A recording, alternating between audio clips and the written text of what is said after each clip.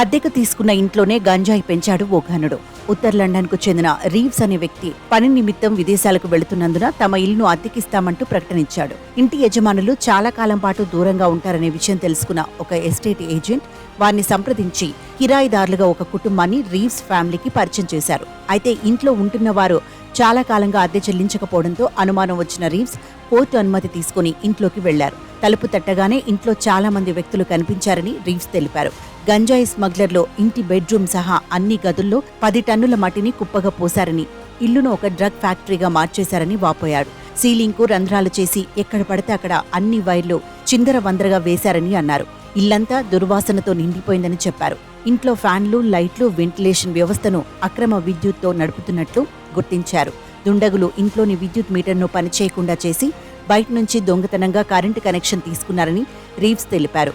పై అంతస్తులో మట్టిని కుప్పగా పోయడంతో పాటు ఇల్లును నాశనం చేశారని, ఇంట్లో దాదాపు 400కు పైగా గంజాయి మొక్కలు ఉన్నట్లు గుర్తించారు. మొక్కలకు సరైన తేమ, ఉష్ణోగ్రతలు అందించడం కోసం ఇంటి సీలింగ్కు, గోడలకు రంధ్రాలు చేశారని అన్నారు. 20 ఏళ్లుగా మేము ఈ ఇంట్లోనే ఉన్నామని రీవ్స్ కుటుంబ సభ్యులు తెలిపారు. ఇల్లును ఈ స్థితిలో చూస్తుంటే చాలా బాధగా ఉందని, ఇది మాకు అత్యంత ఇష్టమైన ప్రదేశమని ఆవేదన వ్యక్తం చేశారు. ఇల్లు మరమ్మతులకు దాదాపు 20,000 పౌండ్లకు పైగా ఖర్చవుతుందని తెలిసి రీవ్స్ కుటుంబం నిరాశకు గురైంది.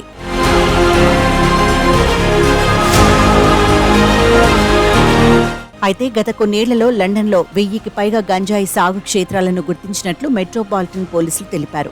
2018 నుంచి 2023 మధ్య దాదాపు 1056 గంజాయి సాగు క్షేత్రాలను గుర్తించినట్టు వెల్లడించారు.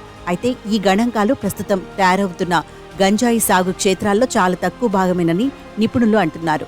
లండన్లో క్రమంగా గంజాయి సాగుకు సంబంధించిన మోసాలు పెరుగుతున్నాయని తెలిపారు. రెంటల్ మార్కెట్ను వాడుకుంటూ నేరస్తులు అక్రమ కార్యకలాపాలకు పాల్పడుతున్నారని చెప్పారు. అద్దె చెల్లించినప్పటికీ ఇంటి నుంచి కిరాయిదారుని బయటకు పంపడానికి నెలల సమయం పడుతుందనే విషయం వారికి తెలుసని, ఈ వ్యవస్థను నేరస్తులు తమకు అనుకూలంగా వాడుకుంటున్నారని తెలిపారు. ఇల్లు ఖాళీ చేయించేలోగా వారు తమ పనులను పూర్తి చేసుకుని గణనీయమైన లాభాలను ఆర్జించి అక్కడి నుంచి జారుకుంటున్నారని పోలీసులు వెల్లడించారు. రీవ్స్ కుటుంబానికి సంబంధించిన అంశంపై ఇంకా దర్యాప్తు జరుగుతోందని అన్నారు. అయితే లండన్లో పెరుగుతోన్న మాదక ద్రవ్యాల సంబంధిత నేర సమస్యలకు అమాయక ఇంటి యజమానులు బలవుతున్నారని అన్నారు. అయితే అంతర్జాతీయ నేర ముఠాలు నిర్వహించే గంజాయి వాణిజ్యం చిన్న స్థాయి నుంచి మిలియన్ పౌండ్లకు ఎదిగింది. విస్తారమైన స్థానిక మార్కెట్, రవాణా నెట్వర్క్ కారణంగా మాదక ద్రవ్యాల సరఫరాకు లండన్ కేంద్రంగా మారింది.